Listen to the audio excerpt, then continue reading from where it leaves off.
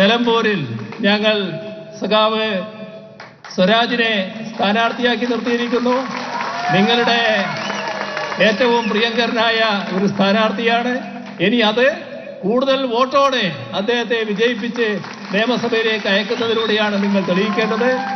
അദ്ദേഹത്തെ ഞങ്ങൾ അവിടെ കാത്തിരിക്കുന്നു. നിങ്ങൾ ഇവിടുന്ന് വിജയിപ്പിച്ചയക്കുക എന്ന് മാത്രം അഭ്യർത്ഥിച്ചുകൊണ്ട് അവസാനിപ്പിക്കുന്നു. നിങ്ങൾക്കെന്റെ അഭിവാദ്യങ്ങൾ.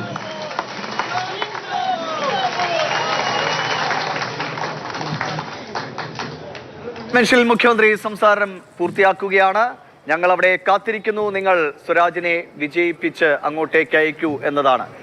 വളരെ എന്തൊക്കെയാണ് നിലവിലെ സാഹചര്യങ്ങൾ എന്ന കാര്യങ്ങളൊക്കെ വിശദമാക്കിക്കൊണ്ടാണ് നേരത്തെ വി.ഡി. സതീശൻ ഉന്നയിച്ച ചില കാര്യങ്ങൾ മുഖ്യമന്ത്രി പിണറായി വിജയനും സൂചിപ്പിക്കുന്നത്. ക്രൈസ്തവർക്കെതിരായ അക്രമങ്ങൾ അടക്കമുള്ള കാര്യങ്ങൾ സൂചിപ്പിക്കുന്നത് കേട്ടു. വാര്യംകുന്നനെ ഒക്കെ എടുത്ത് പറഞ്ഞുകൊണ്ടാണ് മുഖ്യമന്ത്രി തന്റെ പ്രസംഗം പൂർത്തിയാക്കുന്നത്. കെ രാധാകൃഷ്ണൻ അടക്കമുള്ളവർ വേദിയിലുണ്ട്.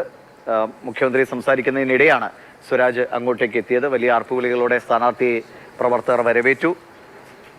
അൻവറിനെയും UDF-നെയും രൂക്ഷമായി വിമർശിച്ചുകൊണ്ടായിരുന്നു മുഖ്യമന്ത്രി സംസാരിച്ചത്.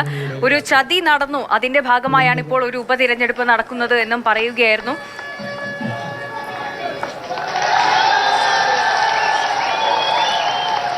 അങ്ങനെ സ്വരാജിന്റെ കൈകൾ പിടിച്ച് ആകാശത്തേക്ക് ഉയർത്തി തന്റെ സ്ഥാനാർത്ഥിയെ അല്ലെങ്കിൽ ഇടതുപക്ഷത്തിന്റെ സ്ഥാനാർത്ഥിയെ ജനങ്ങൾക്ക് മുന്നിൽ അവതരിപ്പിക്കാൻ ബിനോയ് വിശ്വം അടക്കമുള്ളവർ ഉണ്ടായിരുന്നു. എല്ലാ നേതാക്കളും ഒരുമിച്ച് കൈകൾ ആകാശത്തേക്ക് ഉയർത്തി ആ സ്ഥാനാർത്ഥി പ്രഖ്യാപനം അല്ലെങ്കിൽ ജനങ്ങളുടെ മുന്നിലേക്കുള്ള ഒരു അവതരണമാണ്.